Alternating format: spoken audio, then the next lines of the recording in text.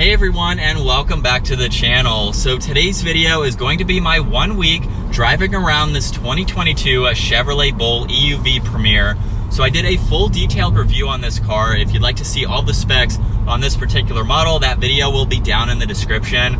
So like I said, 1 week with this fully electric vehicle, and this is the most seat time, the most time I've ever been around a fully electric vehicle. So I think this is a great opportunity, of course, to share my experiences with this vehicle and what my thoughts are with an electric vehicle, because I've been driving gasoline vehicles. I'm a car enthusiast. I love hearing the engine of my car. I love driving the cars that I have. So being in a very quiet electric vehicle is a much different perspective.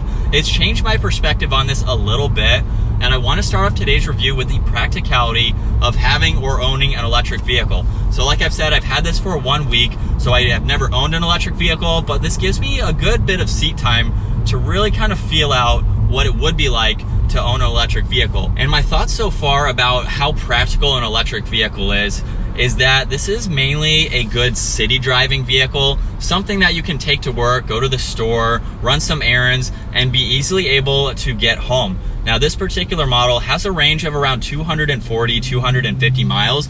So obviously that's a good bit of driving. You could drive this around for several days without having to plug it in. Now, the caveat to this being fully electric is that long distance driving, you really have to do your research and accommodate for the times that you have to stop in order to charge this. So if you're going well over 240, 250 miles, you need to plan on the hour and a half it's going to take to charge this enough to get it to your next destination. So that is one thing with electric vehicles that is kind of a negative. And I don't mean that in a bad way, because you can plan for it. You just have to know how to plan for it. Whereas with a gasoline vehicle, you can quickly fill up and continue on your way with a longer range. And with the pedal to the floor, it's not a quick vehicle, but that instant torque will get this up and moving. I just wanted to talk about that since we're getting out on the highway here. But so you definitely need to plan for the longer trips that you're doing, which is why this would be much better to drive around the city, which I've basically been doing. Now, I did want to take this around 45 minutes from my house, but I could not find any charging stations that were close enough to the event that I was going to in order to want to drive this, to be able to charge it and then drive it all the way home. So I did not drive it just because of that reason. And obviously, since I do not own an electric vehicle, I don't really have a way to charge it at my house. Now, this model comes with a 3-prong outlet for the charger, as well as the upgraded, I think it's 240 volt, which is the 4-prong charger. So if you're buying an electric vehicle, you want to make sure you have the proper chargers at home, so that way you can quickly charge this from your house, so that way you can leave, come back, and have no issues. So since I don't own one, I tried the 3-prong outlet, and in 4 hours of charging this, it only put 10 miles on the range.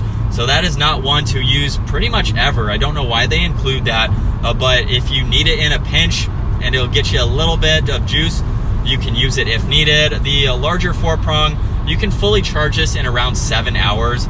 So as long as you plug it in before you go to bed, this will be fully charged in the morning. So it's a great concept. Again, if you have all the right connectors for that, you're driving this in the city, you can go a couple days without charging it.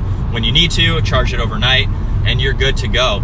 You really aren't going to be spending that much electricity to be able to charge this, which is a plus, but the negative is you can drive and go on trips much easier in a gasoline vehicle. So you really just need to know the route you're going, where all the charging stations are, and then you'll be good from there. But personally, I think this is a much better city driving vehicle. I know for my mom, she does not drive her car a lot. This would be perfect for her because she could drive it for maybe even 2 weeks or so, depending on the battery charge, and without having to fill it up, without having to charge it, and every so often hook it up, charge it to go where she needs to go. For me, I drive a lot more. I might be charging this maybe every night. If you're working every day, you have a long distance to go within the city, or you're doing a lot of driving, you're probably going to charge it every night before you go to bed. So there is a scale of being able to use this. Personally, I don't think I would ever buy an electric vehicle because I do like that noise, like I mentioned earlier. I like the vehicles that I have, and this is a cool concept, don't get me wrong. Electric vehicles have come a long way, and I love the new models that are being introduced with the technology that they have. they definitely have a long way to grow as far as the range. Some other electric vehicles that are made for towing have some upgrades that they can do to be able to tow longer distance off of these batteries. So there are some negatives to the electric battery. There's negatives to gasoline vehicles as well. But for this electric vehicle, it's been pretty nice driving it around. I really don't have any complaints with it, aside from the fact that I really don't have any way to charge it. So I haven't put it through a full charging cycle just because I don't have a way to charge this unless I go to the gas station, hang out for an hour or so to be able to charge it or drop it off somehow, which I just don't want to do because of that time where I just have to sit and let it charge. But obviously if you own one, you have the proper charging cables, you can have this charged and ready to go.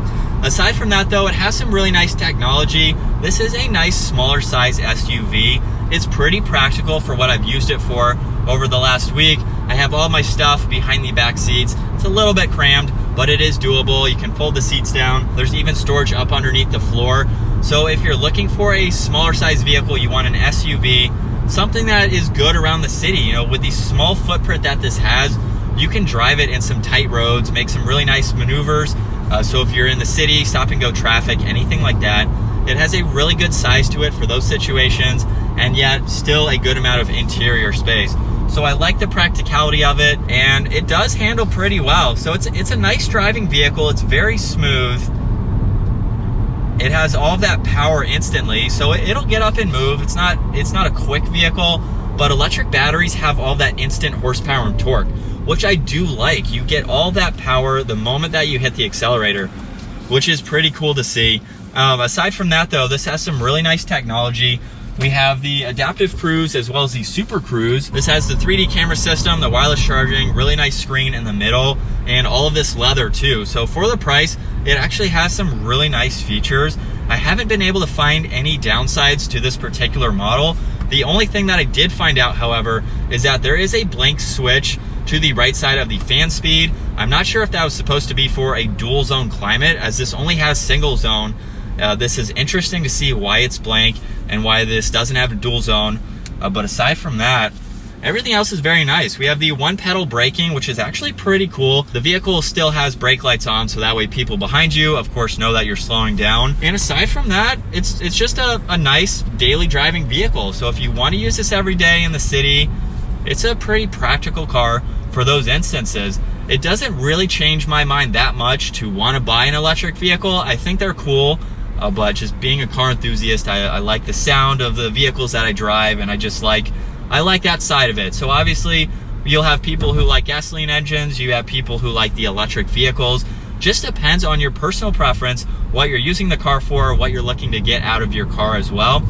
And so it's cool technology. We're going to see a lot of improvements over the next couple years with maybe how far you can go on an electric battery, how much you can tow with an electric battery as well. This car can tow around 2,000 pounds, which is pretty adequate for not only the size, but for this being electric, of course. I don't think that will change for this particular model. Like pickup trucks might be able to tow more and things like that. So an electric vehicle for the week, it's pretty interesting to have this and experience it. So I hope you enjoyed today's video. Comment down below if you have any questions that I may be able to answer with my time that I had this for the week. Give the video a huge thumbs up if you enjoyed it as well, and consider smashing that subscribe button so you don't miss out on our daily uploads. And I will see you all in the next video.